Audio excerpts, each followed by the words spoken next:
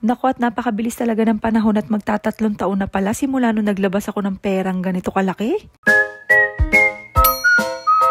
Ngayong araw nga ay samahan niyo ako mag-asikaso ng pag-renew ng aking driver's license. Saktong-sakto nga dahil ngayon lang ako nagka-day off ng weekday. Meron ding dental check-up ang mga bata sa daycare kaya bawal silang mag-absent. Kaya nga nakabuelo tayo sa pag-aayos dahil kailangan din pala ng picture. Nagpa-picture na nga agad ako kay daddy para mapaprint ko bago ako pumunta dun sa may police station. At nako, kung todo ngiti pa man din ako, bawal pala nakalabas ang ngipin.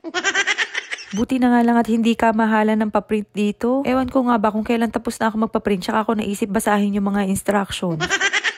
Mabuti na nga lang din at maraming tinake na picture si daddy kaya nakapili pa ako. So no choice tayo ulit kundi magpa-print. O ayan na, tagong-tago na ang ngipin na. Naalala ko nga yung time nung bigla ko na lang sinabi kay daddy na mag-driving school kaya ako. July 2021 yun, in ilang buwan na lang babalik na ako galing maternity leave. Walking distance lang naman yung work ko galing sa bahay. Kaya lang syempre iba pa rin pag may bitbit ka ng bata. Tapos minsan maulan, tapos pag summer sobrang init, pag winter naman sobrang lamig. So na-feel ko talaga na necessity na siya sa amin nung time na yun. May ipon naman kami ng mga panahon na yan kaya sabi ko, mag-enroll na ako sa driving school para makakuha ako ng driver's license. May nakuha nga akong discount kasi dahil nurse ako, meron na akong BLS certificate. Napakamahal talaga ng driving school dito pero masasabi ko naman na sulit din. Napakaganda kasi ng facility nila at magagaling din sila magturo. First time ko nga makakita na meron silang actual road setup sa loob lang ng vicinity nila. Kaya nga medyo mababawasan na rin yung kaba mo kapag ka nag-drive ka na talaga sa labas. At talaga namang kukonsumo ka talaga ng gasolina dahil nag-drive kami sa highway, umakyat kami ng bundok, at lahat din ng klase ng parking matututunan mo. Naku, mapapa-thank you Lord ka na lang talaga. Eto nga at tapos na agad ang 3 taon, kailangan ko nang mag-renew. Meron palang 2 options dito. Pwede kang dumiretso sa mga licensing center, and pwede rin sa police station. Sa case ko, masyadong malayo sa amin yung licensing center, kaya sabi ko dito na lang ako sa police station magre-renew. Isa rin sa requirement ng renewal nila is mag-a-attend ka ng 2 hours na lecture. And ang sabi sa akin, sa ibang place daw yung tinitake at every Friday lang. Kailangan ko siyang matake before mag-November 1 kasi November 1 ko daw pwedeng kunin yung bago kong license. And kailangan pag kinlaim ko yon, dala-dala ko na yung certificate na na-complete ko na yung 2 hours na lecture. Hanggang dito na lang muna. Jane!